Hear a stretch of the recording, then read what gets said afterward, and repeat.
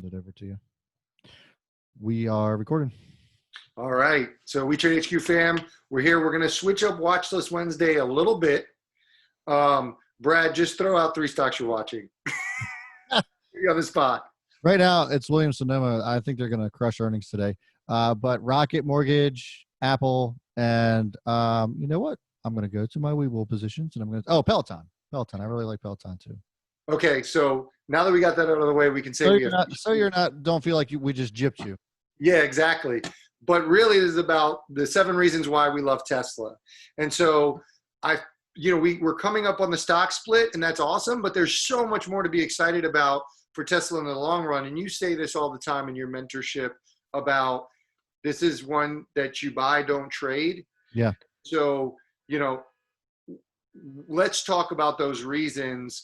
The stock split, I think that's been talked about enough. So that's number 1 is the stock split. It becomes more affordable. That's awesome. But really, that doesn't necessarily move the needle. What are the other things that you're excited about as far as Tesla is concerned? Honestly, I think a couple of things that people really kind of overlook is that this isn't just an automotive company. And I think that's why it's so hard to evaluate, because you have the utility side of it too.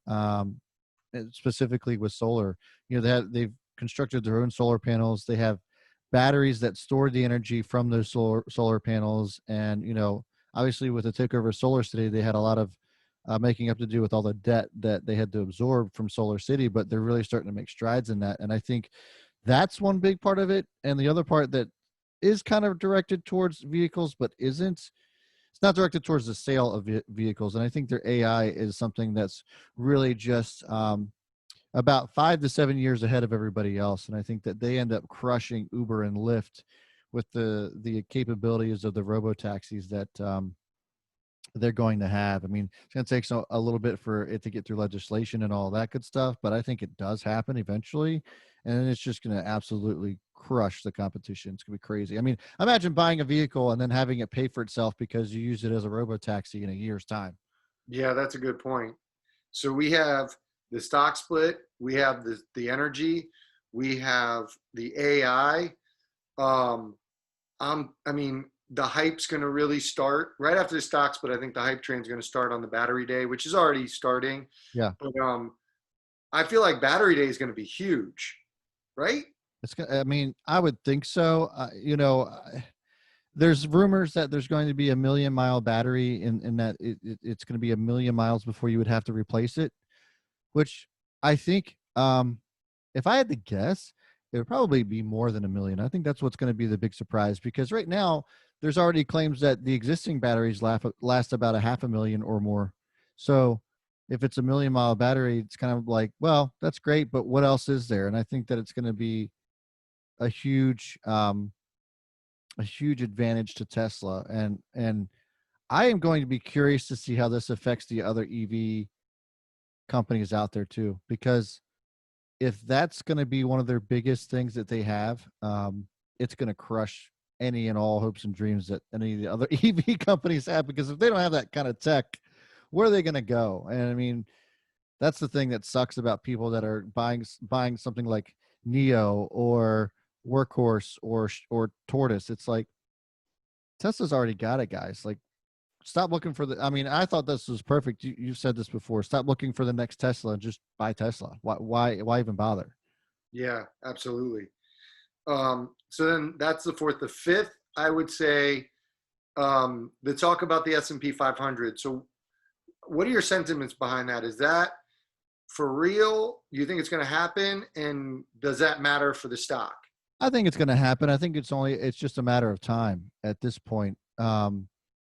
It's when, not if, it's going to happen. So, I mean, it's going to give it a little bit of a pop. And we saw that when Salesforce got uplisted to the Dow. And, I think you're going to see a nice little pop for Tesla. But I don't think it's going to be something that there's not going to be too much of a shock at all, in my opinion, when it goes to S&P.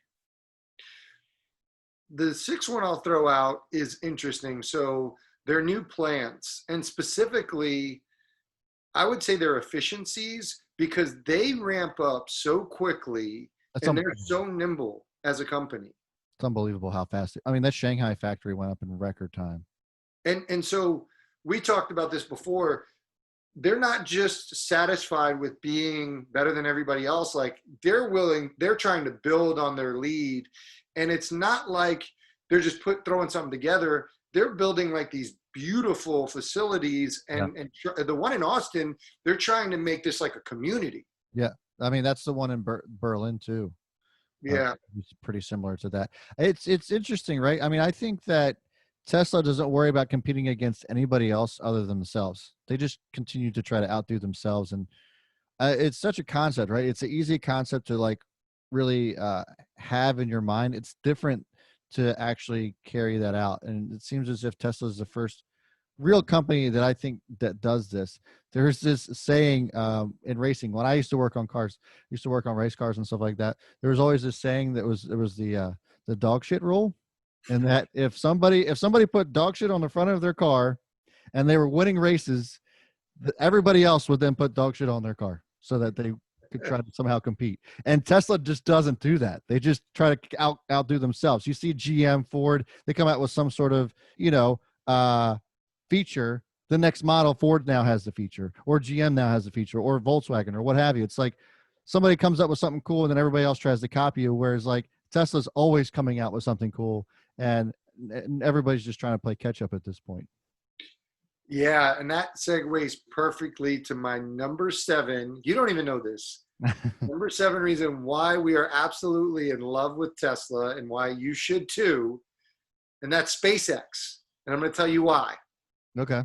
Right, because they're different companies, but they're both owned by Elon Musk. Yeah. What they've done with SpaceX just shows, number one, how incredibly smart and ambitious Elon Musk is when he puts his mind to anything. But the quality of talent they have, yeah, and that they'll continue to retain, and SpaceX shows that they just think beyond what anybody else is willing to think. And you kind of attribute that to Elon Musk to even think they had a shot to get to outer space and build a shuttle better than the people that do it. Not only that, but Starlink, I think, is the biggest part of SpaceX. It's not necessarily like getting to Mars. This is why I think that SpaceX should go public. It's Starlink. Like being able to connect to the internet where there's no internet, that's going to be SpaceX's biggest claim to fame, I think. And I think that that's above going to Mars. Yeah. That sounds. That's good. That's good. Love it. So if it's your first time, this is Brad from Own the Chaos. Check his channel out.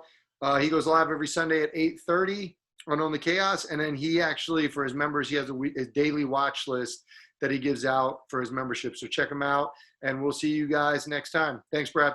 Thanks, guys. Thanks, man.